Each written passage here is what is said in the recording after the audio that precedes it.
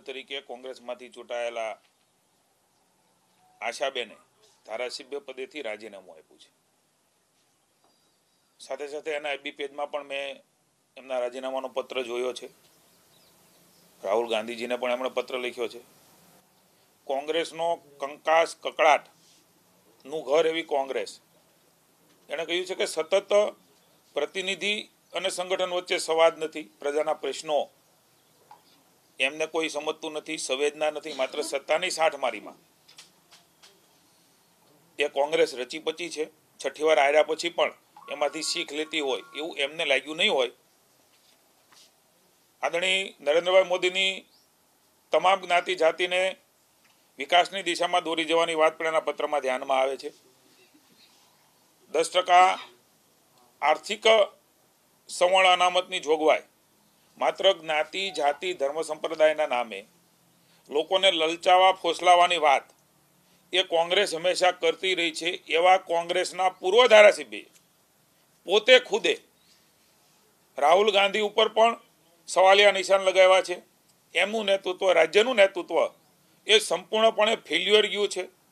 લોકોના એમના મત વિસ્તારના કામો એ કરી શકતા નથી, એમાં સહયોગ મળતો નથી, ત્યારે એમણે દુઃખી મને રાજીનામું આપ્યું છે એવું એના પત્ર દ્વારા મને પણ જાણમાં આવ્યું છે ને માનનીય અધ્યક્ષશ્રીને પણ એમણે રાજીનામું ધર્યું છે। કારણ કે જે વ્યક્તિને વિકાસ કરવો છે, જે વ્યક્તિને પ્રજાના પ્રશ્નો માટે લડવું છે, જેમના માટે પ્રતિનિધિ બન્યા છે, એમને પણ એવો ખુલ્લો અવકાશ એ કોંગ્રેસ એની સાઠ મારી, સત્તાની સાઠ મારી, પદોની રાજનીતિ, પ્રજા ક્યાંય નથી, માત્ર પ્રપંચો, લાલચ અને લોભ આપીને રાજનીતિ એ કોંગ્રેસ કરી રહી છે એવું આશાબેને ખુદે એમના એફબી ઉપર રાહુલ ગાંધીને પત્ર મારા જે ધ્યાનમાં આવ્યો છે એ પ્રકારે લખ્યો છે। એટલે હું માનું છું કે કોંગ્રેસે લોકોને લલચાવ્યા છે, ફોસલાવ્યા છે, જ્ઞાતિ જાતિના નામે લડાઈઓ કરાવી છે, ધર્મ સંપ્રદાયના નામે લડાઈઓ કરાવીને રાજનીતિ કરી રહી છે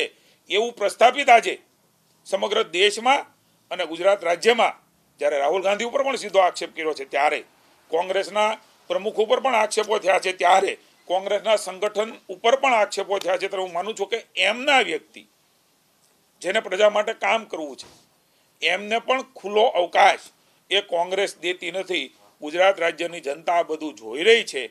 નરેન્દ્ર મોદીનું નેતૃત્વ એને કહ્યું છે કે 10% આર્થિક અનામત જે પ્રકારે આપી છે, માત્ર વાતો નહીં, હકીકતો એ તળ ધરતી ઉપર બધાને ફાયદો થાય એવું કર્યું છે, ત્યારે એમણે ધારાસભ્ય પદેથી અને કોંગ્રેસના તમામ પદો અને સામાન્ય સભ્યથી રાજીનામું ધરું છું એવું રાહુલ ગાંધીને એમણે સીધો પત્ર લખ્યો છે। હું આશાબેનના આ નિર્ણયને આવકારું છું।